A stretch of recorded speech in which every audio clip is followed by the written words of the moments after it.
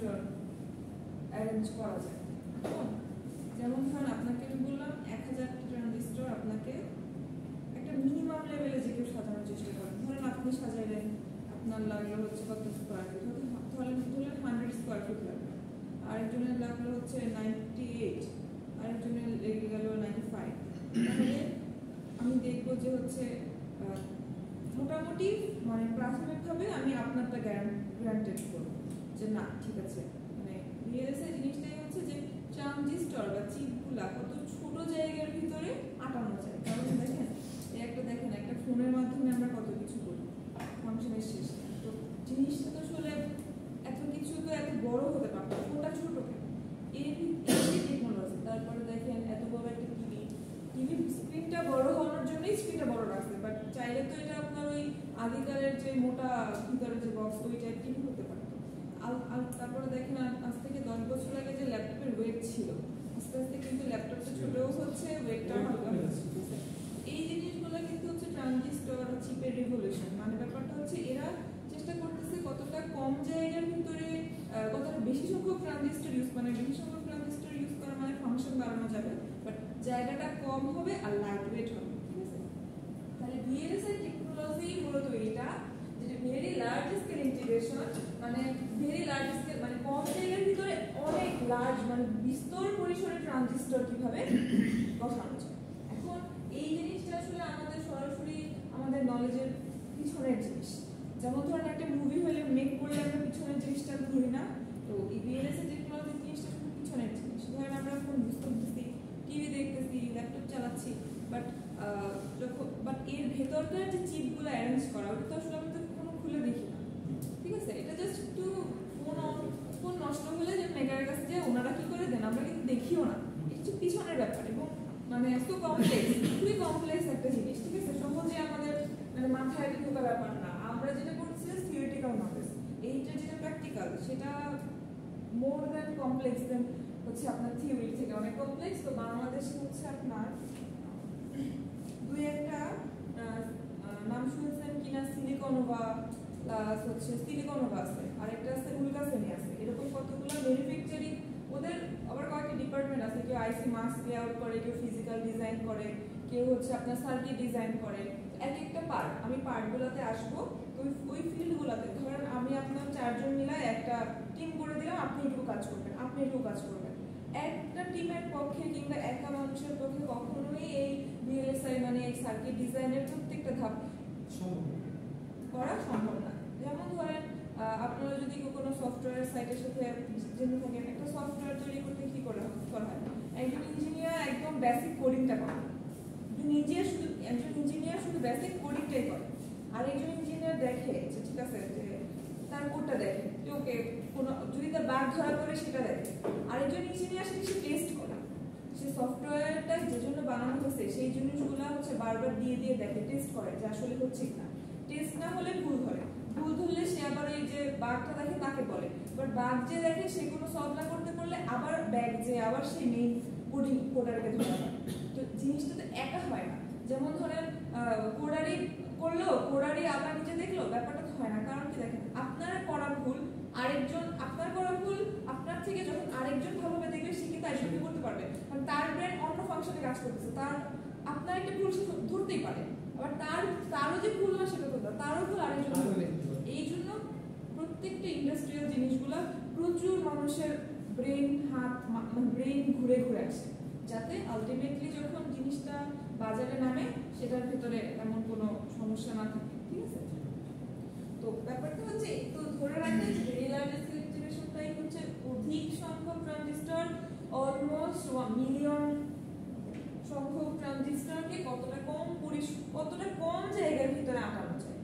এখন ইন্টিগ্রেশন জিনিসটা differentiation integration করছেন না, এই জিনিসটা দিয়ে মোটামুটি বোঝা যাচ্ছে জিনিসটা কিরকম। দেখেন ডিফারেন্সিয়েশন মানে হচ্ছে একটা ইটকে যদি আমি 10টা ভাগে ভাগ করি, প্রত্যেকটা ডিফারেন্সিয়েশন করলে একটা ইটকে আমি 10টা ভাগে ভাগ করতে পারবো। আর ইন্টিগ্রেশন মানে হচ্ছে 10টা ইটের টুকরাকে আমি যোগ করে একটা ইট বানাইতে পারবো। তো ব্যাপারটা হচ্ছে মিলিয়ন অফ ট্রানজিস্টরকে আমি একটা সুন্দর জায়গার ভিতরে যদি সুন্দরভাবে অ্যালাইন করতে পারি, ছোট জায়গার ভিতরে সফলভাবে অ্যালাইন করে ওটাকে কাজে লাগাতে পারি, কিনা আমি ভালো একটা চিপ তৈরি করতে পারি। আইসি কেন বলে ইন্টিগ্রেটেড সার্কিট, মানে ওই অতটুকু জায়গার ভিতরেও আবার অনেক কিছু ইন্টিগ্রেটেড থাকে। এতটুকু চিপ মানে তো খালি ওর একটা কাজ না, অনেক কাজ, তাই না? এই জিনিসটা আর কি বলা হয়। এই জন্য এটা হচ্ছে ইন্টিগ্রেশন, ইন্টিগ্রেট করে তৈরি করা হয়। ইন্টিগ্রেটেড সার্কিটের নামটাও এই জন্য যে ইন্টিগ্রেটেড সার্কিট বা আইসি চিপের এতটুকু জায়গার ভিতরেই আবার অনেক ফাংশন অ্যাড করা থাকে, যাতে করে ও কম দেখতে ছোট জিনিস বাট ফাংশনাল। আমরা তাহলে একটু টুকটাক জানি, এগুলো আসলে একটু ধরেন আপনাদের সামনে মিট হবে, এগুলো জানা লাগবে। এমন না যে একদম এতটা থিওরিটিক্যাল তো আসে না, কারণ ভিএলএসআইটা এত থিওরিটিক্যাল না, এটা ম্যাথমেটিক্যাল আছে, লজিক্যাল, সব কিছু মিলায়। তো এটা জাস্ট একটু জানার জন্য যেহেতু ক্লাস করা লাগবে। ডেফিনেশনটা পড়ি আমরা। VLSI refers to the process of creating integrated circuit. মানে VLSI একটা প্রসেস যেখানে এই আইসিটাই তৈরি করা হয় by combining thousands of transistors। মানে আইসি মানে অতটুকু আইসি না, এটা 1000 মিলিয়ন 8 এর ট্রানজিস্টরকে অ্যাড করে ওইটাকে তৈরি করা হয়। এইজন্য এটা integrated circuit. Into a single chip, একটা চিপের মধ্যে। কথা কি মিলছে? কথা তো মিলে গেছে না? ঠিক আছে। VLSI refers to the process of creating integrated circuits by combining thousands of transistors into a single chip. VLSI is used in modern electronic devices such as microprocessor, লাগবে CPU এর ভিতরে কিন্তু প্রসেসর আছে, মাইক্রোপ্রসেসর লাগবে, memory চিপে লাগবে, এই যে SSD RAM সব কিছুতে লাগে, and application specific integrated circuit AC. তো VLSI আসলে নাই এমন কোনো জায়গা এখন আসলে নাই, তো ধরে নেবেন এগুলাই। তো হিস্টোরি অ্যান্ড ইভলিউশন, হিস্টোরি জিনিসটা হচ্ছে জবে থেকে মানুষের আইডিয়ায় মাথায় আসছে যে এরকম কিছুটা করা যায়, ওই তখন থেকে এই পর্যন্ত কতটুকু কি হলো হিস্টোরি অ্যান্ড ইভলিউশন। আর্লি আইসি মানে একদম শুরুতে যখন আইসিটা ইউজ হয়ে তখন ছিল স্মল স্কেল ইন্টিগ্রেশন। ধরেন একটা চিপ হলে একটা কাজ করতো, অল্প করে ট্রানজিস্টর নিয়ে একটা কাজ করতো। দেন তারপর আসলে মিডিয়াম স্কেল ইন্টিগ্রেশন, তারপর আসলে লার্জ, এখন ভেরি লার্জে চলে গেছে। ভেরি লার্জ না হলে সেই ফোনই ইউজ করতো না, এটা এত বড় হইতো, তাই না? তারপর দেখি ট্রানজিশন ফ্রম লার্জ স্কেল থেকে ভেরি লার্জে আসার যে ট্রানজিশনটা, এই major milestone in the miniaturisation of electronic components. যখন এই রেভলিউশনটা ঘটলো, মেজর রেভলিউশনটা ঘটলো, তখন থেকেই আর কি আমরা এই ছোটখাটো ফোন, তারপরে বাটন ফোন, ছোট ছোট জিনিসগুলো হচ্ছে আমরা বেশি ইউজ করা শুরু করলাম। আগে কিন্তু ছিল না, আগে কিন্তু দেখছিলাম টেলিফোনই অনেক বক্স আকারে থাকতো, এটা ছিল। তো ইম্পর্টেন্স অফ VLSI কি, use to create faster, more efficient and smaller devices. Faster, more efficient and smaller devices, যত ছোটর ভিতরে কাজ সারতে পারবে বা সবকিছু সে ততই ভালো। তাও তো অ্যান্ড্রয়েড ফোনের ক্যান্টিনে এখন আমরা একটু সাইজ বেশিটা প্রিফার করি, একটু দেখতে মনে হয় ভালো লাগে এই জন্য, ঠিক আছে? আগে কিন্তু যখন বের হইতো তখন অ্যান্ড্রয়েড ফোনের সাইজ আরো ছোট ছিল, এখন একটু ইচ্ছা করে মনে হয় একটু ডিসপ্লে বড় দেখানোর জন্য এইটা যেন এইটা যে যেমন ইউজ করা হয়, এটা তো আমার কাছে বড় দরকার নাই, ছোট হলেও কেন, কিন্তু কথা হচ্ছে না এটা যে যার যেটা কাজ ডিসপ্লের কাজ, এই জন্য এটা বড়। দেখেন applications in consumer electronics, consumer electronics ভোক্তা পর্যায় পর্যন্ত আমাদের যে ইলেকট্রনিক্স জিনিসগুলো লাগে, মেডিকেল ডিভাইসেসে লাগে। এই যে দেখেন এতটুকু একটা যন্ত্র দিয়ে ডায়াবেটিস মেপে ফেলতেছি, তাই না? তারপর হচ্ছে অটোমেটিক সিস্টেম। এখন অটোমেটিক সিস্টেম জিনিসটা এখন কলকারখানা যে অটোমেটেড যে ব্যাপারগুলো, ওইটা দেখতে হয় আমার মেশিন অনেক বড়, বাট অটোমেটেড কিছু থাকে না, যেমন আইওটি যে বেস সিস্টেমগুলো, ওটা তো অটোমেটেড, দেখবেন একটা ছোট ছোট চিপ ইউজ করে অনেক কাজ করে ফেলা যাচ্ছে। অ্যান্ড টেলিকমিউনিকেশন সেক্টরে তো মাস্ট লাগবে, ঠিক আছে? এখন দেখেন এটা একটু মানে চোখের দেখা দেখেন কি হয়েছিল যখন ট্রানজিস্টর, দেখেন যখন স্মল স্কেল ছিল তখন বড় জোরই একটা চিপে 1 থেকে 10টা ট্রানজিস্টর রাখা যেত, তারপর আসলে মিডিয়ামে 10 থেকে 100টা রাখা যেত, লার্জ স্কেলে 100 থেকে 10টা রাখা যেত। VLSI আসার পরে সেটা হয়ে গেল আমার 10,000 থেকে 10 লাখ, 10 লাখ না? আর আলট্রা লার্জ স্কেল যেটা, সেটা কি 10 লাখ প্লাস, হ্যাঁ তার চেয়েও বেশি, 10 লাখ প্লাস বা তার 10 লাখ প্লাস, ঠিক আছে? তো ব্যাপারটা হচ্ছে দেখেন স্টার্টিং ইয়ার 2000, এখন কথা হইতেছে যে ULSI চলে আসছে 2000 সালে, আমরা বাংলাদেশ 2025 সাল, এখন চলতেছে পিছিয়ে আছি অনেক পিছিয়ে আছি মানে অনেক পিছিয়ে আছি আমরা এটা থিওরিটিক্যাল করতেছি আমার মনে হয় এখনো ইউএলএসআই নিয়ে মনে হয় এখনো রিসার্চ চলতেছে ওইটা মেবি আসলে ওইরকম একটা জিনিস নিয়ে একটা হিউজ পরিমাণে রিসার্চ না হলে তো আসলে বইও বানানো যায় থিওরিটিক্যাল নলেজ তো আমার মনে হয় হয়তো ওইটা নিয়ে রিসার্চ চলতেছে আর এটা নিয়ে হয়তো বইও এরকম কিছু করে আর আমরা যেসব বইটাই পড়ি এগুলো কিন্তু আসলে আপনার ইউরোপ আমেরিকান বই এশিয়ান কান্ট্রির স্টুডেন্টরা এই বই পড়ে এটা আসলে ওদের থেকে আলাদা প্র্যাকটিক্যাল আমাদের বইগুলো কারা কারা পড়ি আমরা পড়ি ইন্ডিয়ানরা পড়ে এবং ওইদিকে পাকিস্তানে কিছু ওইদিকে নেপাল শ্রীলঙ্কা এরা পড়ে তো বুঝে নিতে যে কোয়ালিটি কতটুকু কি ঠিক আছে তো এখন একটু দেখেন স্মল স্কেল আসছিল তারপরে আসলো এমএসআই 70 1980 দেখেন 10 বছর পর পর আর কি মেইন রেগুলেশন করছে তা আমি যদি কখনো দেখেন যদি কখনো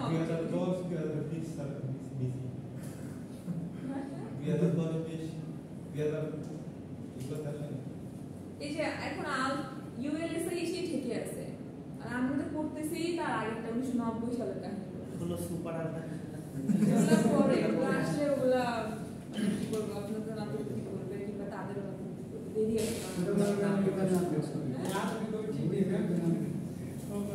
হ্যাঁ শুনেন আচ্ছা ধরেন আপনাদের তো অনেক সময় আছে একটু নাম্বার তারাই ধরে প্রশ্ন ব্যাপার থাকে তখন কি হয় অনলাইন এক্সামের ব্যাপার থাকে নাই অনেকে এই জিনিসগুলো আসলে আপনারা একটু মানে সাবধানতা অবলম্বন করবেন ধরুন আপনাদের এক্সাম নেওয়াই হয় অনলাইনে যাতে আপনাদের মার্কস পায় সেই পরীক্ষায় যদি খারাপ হয়ে যায় আর ওইসব পরীক্ষা তো আপনার গুগল ডকের উপর ডিপেন্ড করে মানে গুগল ডক না ওটা কি বলে গুগল ফর্মের উপর ডিপেন্ড করে কারণ আমি একটা কোশ্চেন বানাই দিলাম আপনি ভালো অ্যান্সার দিলেন তাহলে কিন্তু নাম্বার কাটা দেয় তো দেখেন এখন যদি এরকম একটা কোশ্চেন করি যে ভিএলএসআই আমি ধরেন অন্য কিছু দিলাম না আমি পড়ছি ভিএলএসআই আমি ভিএলএসআই কবে থেকে স্টার্টিং হয় সেটা দিলাম আপনাকে ঠিক পারতে হবে ঠিক আছে এখন ধরেন 1990 টুকু পারতে হবে কতটুকু ট্রানজিস্টর আমরা কাউন্ট করতে পারি মানে আমি যেটা নিয়ে পড়তেছি সেইটারই কতটুকু ট্রানজিস্টর কাউন্ট হয় এইটুকু যদি না জানি তাহলে ব্যাপারটা হয় ঠিক আছে তাহলে দেখেন মোটামুটি 10,000 থেকে 10 লাখ মনে রাখেন স্টার্টিং ইয়ার 1990 মনে রাখেন আর যদি এতটা কষ্ট হয় তো এসএস থেকে মোট কয়টা 5টা না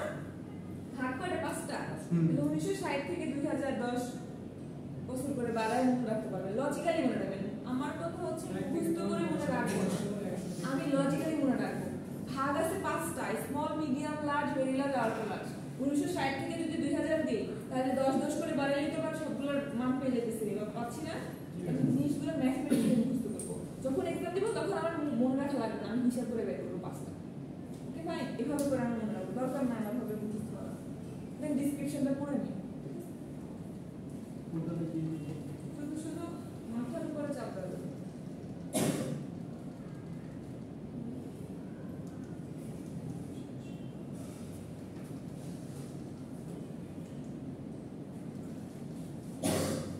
কি কম্পোনেন্ট মানে ভিএলএসআই ডিজাইনে মেইনলি আসলে কি কম্পোনেন্ট কি কম্পোনেন্ট আসলে ইউজ করা শুধুই ট্রানজিস্টর না ওখানে ট্রানজিস্টরগুলো আবার লজিক্যাল গেটের মাধ্যমে অ্যালাইন করতে হয় এখানে আবার সিমস টেকনোলজি ইউজ করা হয় ব্যাপারটা হচ্ছে আগে তো ট্রানজিস্টরটা বিজেটি বেশি ইউজ হতো তো বিজেটির আবার অনেক ড্রব্যাকস আছে যেমন সুইচিং স্পিড কম ধরেন বেশি পাওয়ার ডিসিপেট করে ফেলে তো তখন আবার আসলো ফেট তো ফেট আসলো আবার ফেটকে কমপ্লিট করতে আসলো মসফেট এখন আবার ভালো চলে সিমস তো মসফেটের আবার দুইটা আছে এন টাইপ আর পি টাইপ আছে এনমস পিমস বলে তো এনমস আবার পিমস এর মিক্সিং এ আবার চলে আসছে সিমস টেকনোলজি আস্তে আস্তে জিনিসটা আপডেট হচ্ছে তো আমি তো দেখি আমরা transistor the fundamental building blocks fundamental building এটা না হলে তো আসলে চিপি হচ্ছে টাইপ কি ট্রানজিস্টর আমরা চিনি বিজেটি আছে ফেট আছে দেন দেখেন মসফেট আছে the most commonly used transistor in VLSI মসফেটই বেশি ইউজ হয়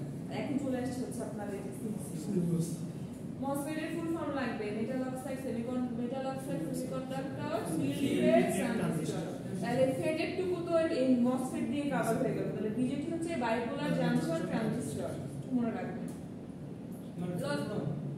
ফুল ফর্ম বিজেটি তো এখানে আছে আচ্ছা হ্যাঁ বাইপোলার জাংশন ট্রানজিস্টর আছে হ্যাঁ আপনারা আর কি যখন দিয়ে দেওয়া হবে এগুলো একটু ধরে না আপনারা কি মনে হয় ইস্যুটা এগুলো ফটোকপি করেন নাকি পোর্টালে দিয়ে দিলে পিডিএফ করে পড়েন না সবাই পিডিএফ করে আমাদের হয় না কিন্তু আমাদের বলা হয়েছিল যে মানে আপনারা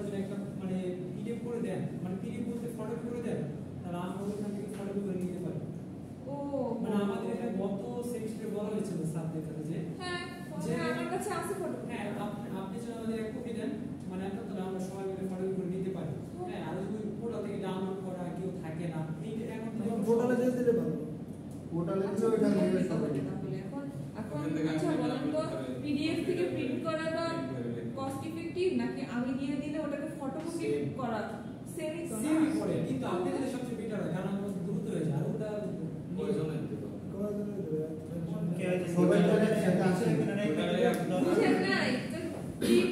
আমি পিডিএফ দিলে তো সবার ফোনেই চলে যাচ্ছে, বুঝতেছেন না?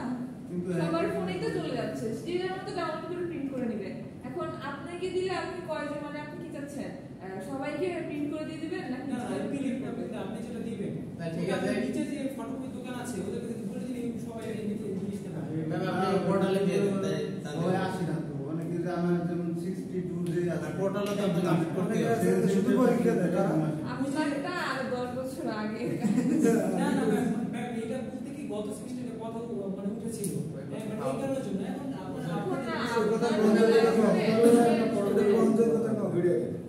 এখন আপনাদের ডিপেন্ড করবে মানে এখন আপনাদের যে সুবিধা হবে সেটা দিয়ে সমস্যা টোটাল আপনি যদি টাইম লাগে তার আগে হচ্ছে আপনাদের ইভিনিং ব্যাচের হোয়াটসঅ্যাপ গ্রুপ আছে না, ওটাতে না হয় পিডিএফ দিয়ে দিলাম। আছে তাহলে না কোনটা রাখতে তো মনে হয় কোর্স অ্যাসাইন করা হবে না এখন কোডটা ডিপার্টমেন্ট ওগুলো করবে গ্রুপে দিয়ে দেন তাহলে আপনারা এখন মনে হয় একদম রেজাল্টের যে কাজ বাকিগুলো মনে হয় এখন কমপ্লিট হবে মনে যে হচ্ছে যাই হোক দেখেন তো লজিক গেট তো আমরা জানি লজিক গেট কি না এন্ড অর গেট বলেন কি রকম এন্ড গেট দেখতে কি রকম রাউন্ড শেপ আর হচ্ছে একটু একা দিতে সাইড মসজিদের মিনারের যদি গেট পরীক্ষা আমাদের ডায়াগ্রাম হিসেবে আসবে না গেটের ডায়াগ্রাম আসলে ছোটবেলার ছোট জিনিসটা দিব না ডিপ্লোমাতে পড়েছি ছোটবেলার কাহিনী বললাম ছোটবেলার ঠিক আছে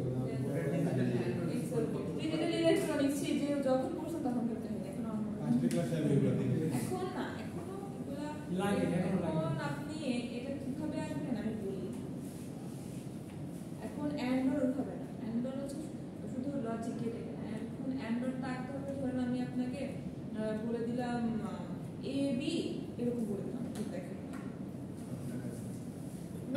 বলে দিলাম A B plus C D এটাকে আপনি সিমস দিয়ে আনবেন জিনিসটা অন্যদিকে চলে যাবে। এখন আপনাকে ফার্স্ট অফ অল সিমসের যে সার্কিট ওটা জানতে হবে। সিমসের সার্কিটের একটা এন থাকবে একটা পি থাকবে, তো ওইটার আবার শর্ত আছে। সিমসের সার্কিট এন থাকলে পি থাকলে যখন এন্ড গেটটা অ্যাপ্লাই করতে হয় তখন পি হয়ে যায় প্যারালাল আর এন হয়ে যায় সিরিজ, জিনিসটা তখন অন্যরকম হয়ে যায়। ওটা আসতে পরে শিখবো আমরা, ঠিক আছে? আপনাদের তো উইক 11টা 12টা মিনিমাম হয় আসতে, ওটা এই মিডে সম্ভবত কভার হবে কিনা। এই মিডটা হলো যে ফেব্রিকেশন এগুলো কভার হবে, ঠিক আছে?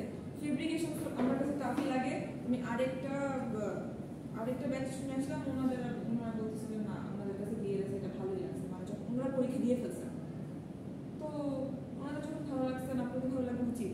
না লাগলে না মনে করবে যে আমিও ওভাবে পড়াইতে পারি না, দেন আমিও কিছুটা আসলে ভীত যে আসলে কতটুকু কি বুঝতে পারবে না বুঝতে পারবো, দেখি আগে থেকে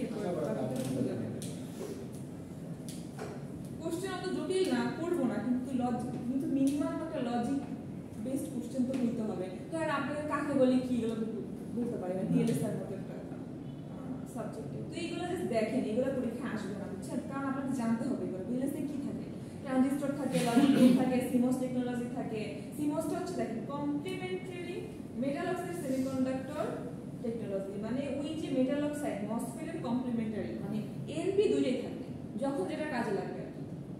দেন গেল ইন্টারকানেক্টস কানেক্ট করবেন, এটা ওয়্যার দিয়ে কানেক্ট করলেন, যেটা দিয়ে আপনার কানেক্ট করবেন। অ্যাপ্লিকেশন কি হতে পারে, মাইক্রোপ্রসেসর হতে পারে, দেখেন memory device, communication system, consumer electronics, automatic electronics. এখন আমি যদি অ্যাপ্লিকেশন বলি, তখন আপনি না হয় বিস্তারিত না বলতে পারলেন, কিন্তু মিনিমাম আপনাকে microprocessor, memory devices, communication system, consumer electronics, automotive electronics এটুকু আসলে বলতেই হবে, ঠিক আছে?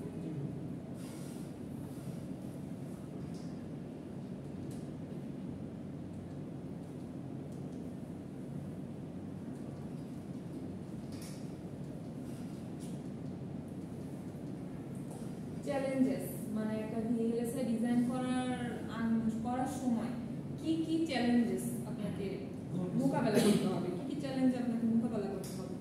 তো manufacturing limitation, interconnect problem, design complexity, power management. তো ম্যানুফ্যাকচারিং লিমিটেশনটা কি দেখেন, ফেব্রিকেশনে আমরা যেটা শিখবো সেটা তো ব্রিটিশ নলেজ, আমরা 2D একটা ডায়াগ্রাম দিয়ে শিখবো, বাট আলটিমেটলি যখন বাস্তবে এরকম ফেব্রিকেশন করে আপনি 2D ডায়াগ্রামের সাথে মানে কিছুটা অ্যালাইনমেন্ট পাবেন, বাট আলটিমেটলি তো ওরকম হয় না। যেমন ধরেন আপনি ব্রেডবোর্ডে কাজ করছেন, ব্রেডবোর্ডে সার্কিট বসায় প্রজেক্ট দেখেন,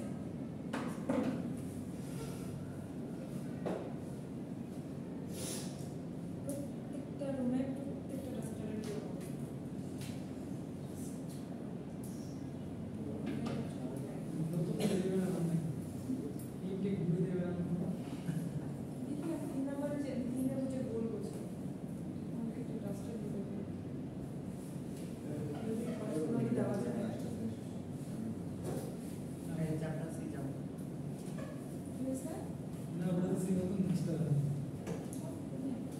আমি বুঝলাম না যেভাবে এখানে বের হয়ে দেখেন, আপনারা ধরেন একটা সার্কিট দেখলেন, অনলাইন থেকে দেখলেন বা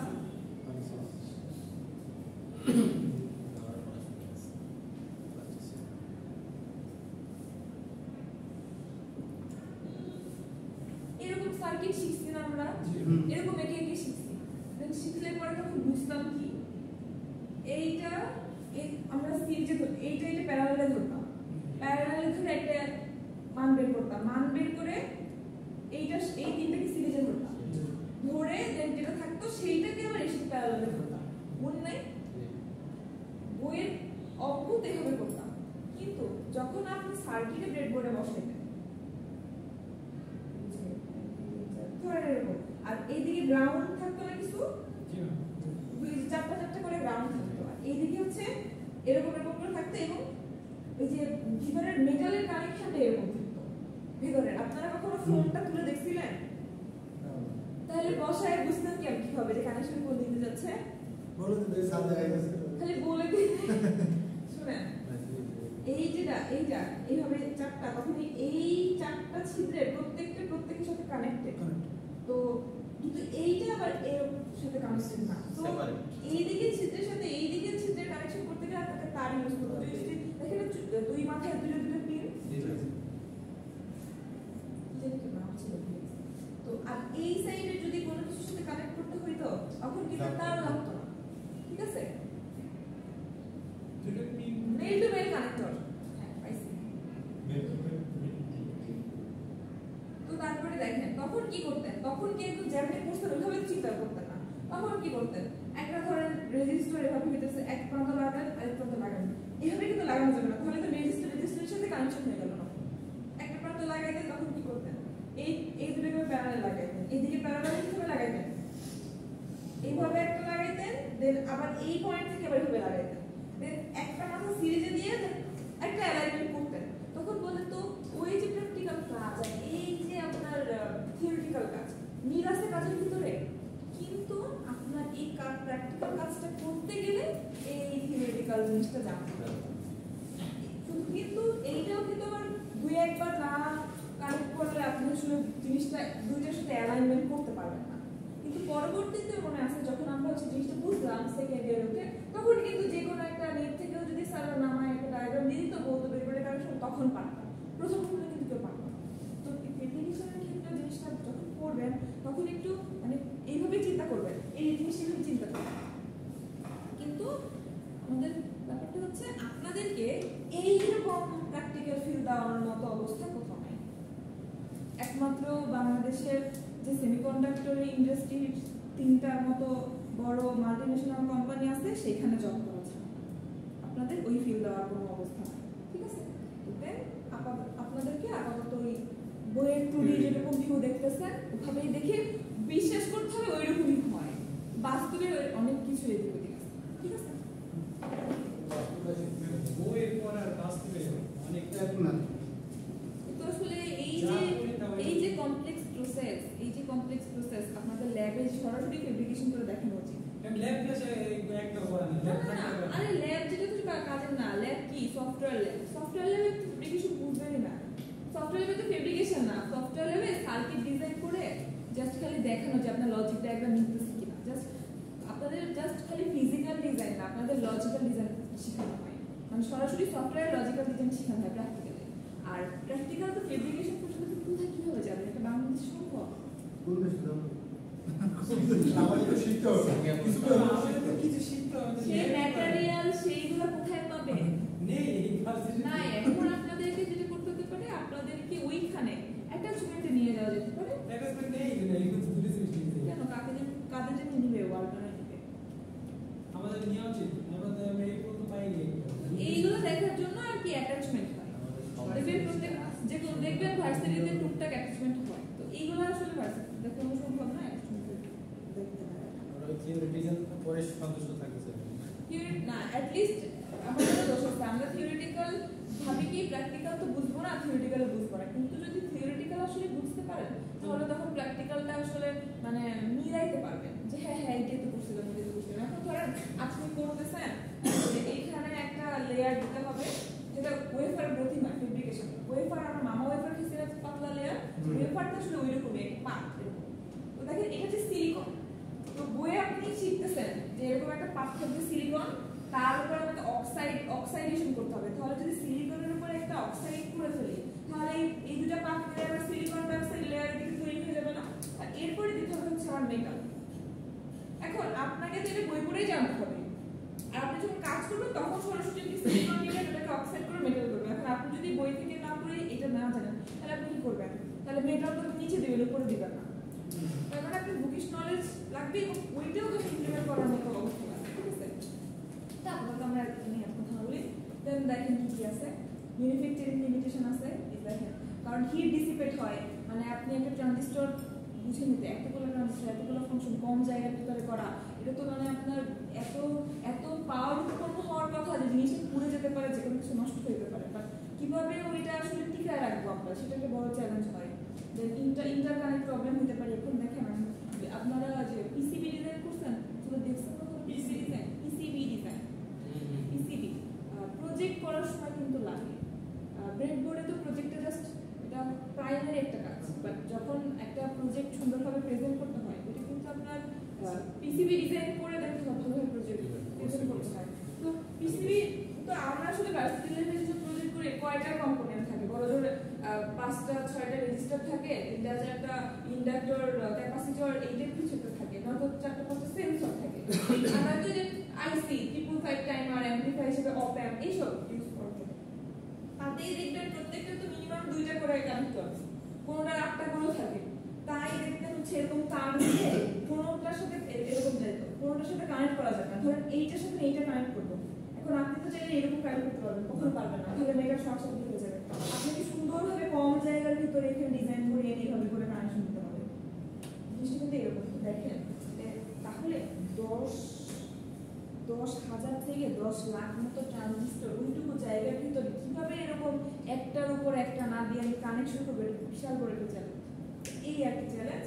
দেন ডিজাইন কমপ্লেক্সিটিও চ্যালেঞ্জ, যে ধরেন আপনি 95 স্কোয়ার ফিটের ভিতরে ডিজাইন করছেন, কিন্তু ওনার 96 স্কোয়ার ফিটের ভিতরে কিন্তু ওনার ডিজাইনটা লজিক্যাল এবং সুন্দর, বাট আমি কিন্তু এই একটুর জন্য আমি আপনাকে মানে ওনাকে দিতে পারবো, ঠিক আছে? এরকম পাওয়ার ম্যানেজমেন্ট, ওই কতটুকু পাওয়ার হিট ডিসিপেশন আউট কিভাবে কমাইতে পারি।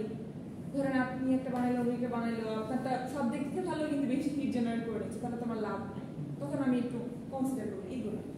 আর কি টুলস ইউজড মানে হচ্ছে আপনার এই ডিজাইনের জন্য কি সফটওয়্যার আছে, তো সেইগুলো আর কি সেটা EDA tools, electronic design automation, simulation tool হচ্ছে স্পাইস।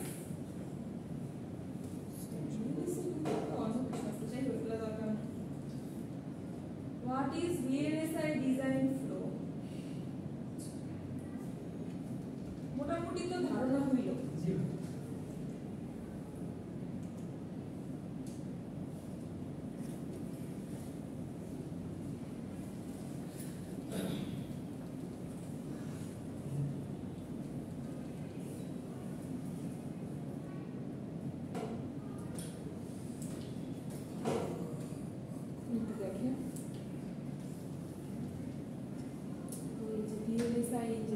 জানলাম এটা ফ্লো।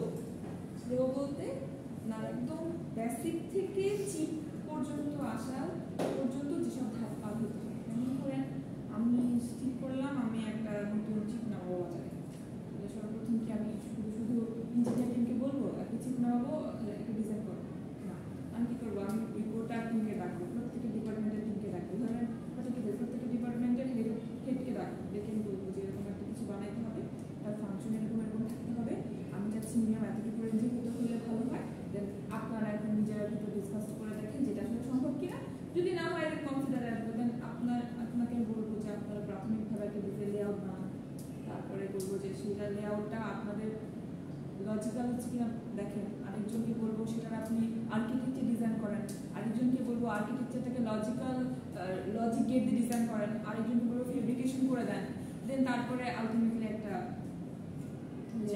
তাই না। তো এই যে ব্যাপারটা ফর্মালিটি ব্যাপারটা এইটা হচ্ছে সিস্টেম স্পেসিফিকেশন, ঠিক আছে। তারপরে যে আপনাকে আর্কিটেকচার মানে মেইন একটা থিম জাস্ট খালি কিভাবে কতগুলো কি ট্রানজিস্টর লাগবে, কতগুলো কি হবে কি একটা মোটামুটি একটা প্রাথমিক ধারণা হয়ে গেছে আর্কিটেকচারাল ডিজাইন, ঠিক আছে। তো ফাংশনাল ডিজাইন আর লজিক ডিজাইন মানে আপনি যে একটা প্রাইমারি ডিজাইনটা দিলেন ওটাকে উনি একটু আরো একটু চিন্তা ভাবনা করে একটু কি কি ফাংশন দিলে ভালো হয়, আরো কিছু আরো ওইটুকুর ভিতরে আরো কিছু ফাংশন দিলে ভালো হয় কিনা, কিংবা কোন ফাংশনটা আসলে দেওয়াটা আসলে শুধু শুধু হচ্ছে দরকার নাই, দেন ওটাকে লজিক্যাল ওয়েতে ডিজাইন করবে, দেন লজিক্যাল ওয়েতে ডিজাইন করে আরেকজন করবেন আপনি সার্কিট ডিজাইন, কিভাবে সার্কিট কোথায় কি বসাবো, আর আরেকজন করবেন ফিজিক্যাল ডিজাইন মানে ওটা কানেকশন দিব কোথায় কি হবে ফিজিক্যাল। আচ্ছা লজিক্যাল ডিজাইন ফিজিক্যাল ডিজাইন দেখেন, ফিজিক্যাল ডিজাইন হচ্ছে কি আপনার ওই সরাসরি হচ্ছে জিনিসগুলো ইমপ্লিমেন্ট করলে মানে ব্রেড বোর্ডটা হচ্ছে ফিজিক্যাল ডিজাইন ফিজিক্যাল, আর এই সার্কিট ডিজাইনটা হচ্ছে আপনার সার্কিট ডিজাইন, ঠিক আছে। আর এরপরে আসবে আরেকটা টিম ফিজিক্যাল ভেরিফিকেশন করবে আপনার ফিজিক্যাল ডিজাইনটা কি ঠিক কি করতাম ব্রেডবোর্ডে কানেকশনকে স্যারকে দেখাইতাম, স্যার দেখে বলে দিত না হয় না, তারপর আমরা কি করতাম আউটপুট ঠিক আছে কিনা দেখে ওখানে যে এলইডি রেজিস্টার দিয়ে এলইডি লাইট জ্বালায় দেখতাম, যদি ভোল্টেজ না হয় তো আপনার না পাইলে তো আপনার এলইডি লাইট জ্বলবে না, তো এলইডি লাইট জ্বলে নাই মানে হচ্ছে আউটপুটে কিছু পাচ্ছে না, তার মানে হচ্ছে আমার সার্কিটে গন্ডগোল পাচ্ছে, কিন্তু কি করতাম স্যারকে জিজ্ঞেস করতাম স্যার তো কিছু না করে বলেই তো তোমার সার্কিট এখানে ওই লেভেলের ওইরকম একটা দক্ষ টিম লাগবে যে আসলে আপনার ফিজিক্যাল ডিজাইনটা ভেরিফিকেশন করে দিবে, ভেরিফিকেশন আর সাইন অফ মানে হচ্ছে ভেরি হয়ে গেছে কাজ মোটামুটি ওই কাজ হয়ে গেছে, ওটাকে ফেব্রিকেশন মানে হচ্ছে জিনিসটাকে ওই জায়গাটায় বসায় ওই জায়গার ভেতরে অ্যালাইন করে দিতে হবে, মানে দেখেন এতগুলো ট্রানজিস্টর একটা যদি চেপে থাকে শুধু কি নর্মালি বসায় দিয়ে হচ্ছে না, ওইটাকে কিভাবে এক একটা লেয়ার ভাগ করে করে কেমিক্যাল বসাবো আদার্স কাজ করবো ওই জিনিসগুলো কি ফেব্রিকেশন, দেন আর কি দেখেন প্যাকেজিং এর টেস্টিং, ফেব্রিকেশন হলে ওইটা প্যাকেজিং হয়ে যাবে এবং ওইটা কি টেস্ট মানে টেস্ট করা, ওইটাকে আপনি যেই কাজে লাগাইতে চাচ্ছেন সেই কাজটা হচ্ছে কিনা সেটা টেস্ট করে দেখা। যখন রেজিস্টার বানাইছিল যেই কোম্পানি সেটা এরকম করে আগাইছিল, তার কাজ তার মেইন উদ্দেশ্য ছিল কারেন্টটাকে কমায় রোধ করা, তাই না। তো ওরা সবকিছু বানাইলো কিন্তু ওরা তো বাজারে বেচার আগে নিজেরাই ট্রাই করে দেখছিল আসলে কারেন্ট রোধ করতে পারতেছে কিনা, তাই না। ওইটাই টেস্টিং মানে হচ্ছে ওরা আগে নিজেরাই দেখতে হয় কিনা, তো নিজেদের না হইলে তো আপনাদের বেঁচে লাভ নাই, তাই না। আর এরপরে টেস্টিং এর পরে দেন ওটা ফাইনালি একটা চিপ হয়ে যাবে, ঠিক আছে। এইটুকু দরকার নেই ফিজিক্যাল ডিজাইনেরই আবার এই 6টা ধাপ, তো আমাদের এদিকে না ভালো দরকার নেই, মোটামুটি 6, 7, 9টা না, এই 9টা ধাপ মুখস্থ রাখবো।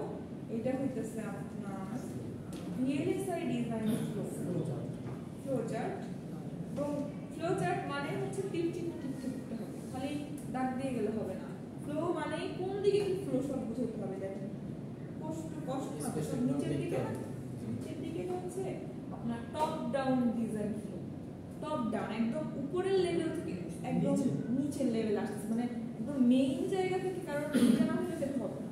তো আরেকটা আছে দুইটা অ্যাপ্রোচ আছে আপনার ভিএলএসআই ডিজাইনে, দুইটা অ্যাপ্রোচ আছে, সেটা হচ্ছে কি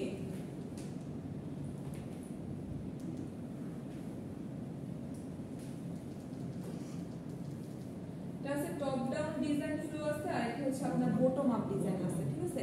তো আমরা যেটা এতক্ষণ দেখলাম ওটা হচ্ছে টপ ডাউন, তো এখন টপ ডাউনটাই আর কি চলে, কারণ আপনার তো ব্যাপারটা কি হয় উপর থেকে এদিকে যাচ্ছে, আপনার তো চিপ থেকে তো আপনি সরাসরি ভাঙবেন না।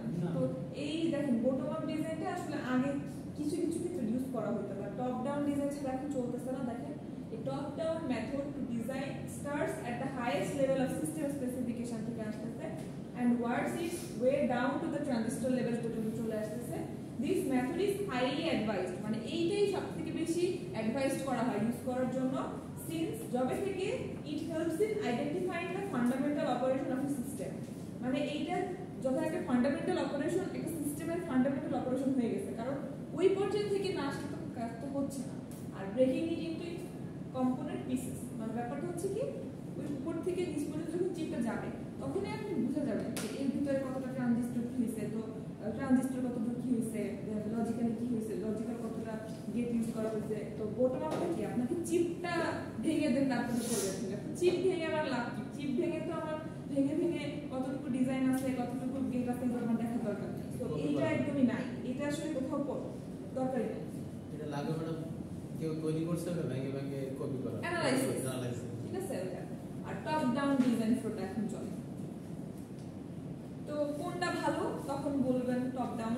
আর টপ ডাউন আর বটম আপের যদি খুঁজে পান তাহলে মিনিমাম 3টা পয়েন্টের পার্থক্য করে নেবেন, মনে থাকে যেন 3টা পয়েন্টের পার্থক্য করে নেবেন। আর আপনাদের অ্যাটেন্ডেন্স কে লিখতেছেন সবাই? আমাকে জমা দিবেন। কতজন আছে?